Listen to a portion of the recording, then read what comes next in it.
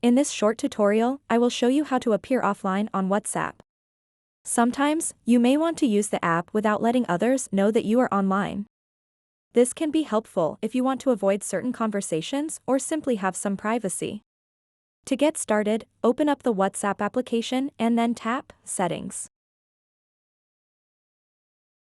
After that, tap Privacy. Then tap on the first option, Last Seen and Online.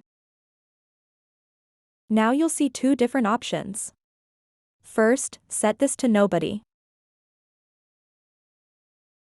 Then set the second option to Same as Last Seen. Now nobody will see when you were last seen or if you were online. Remember that by appearing offline, you also won't be able to see when others were last online. This feature is helpful for maintaining your privacy but might also limit some functionalities of WhatsApp. So that wraps up this tutorial. If you have any questions about this whole process, please let me know in the comments section below. And if this video helped you out, please give it a big thumbs up and subscribe to this channel for more tutorial videos like this one. Thank you so much for watching and have a good day.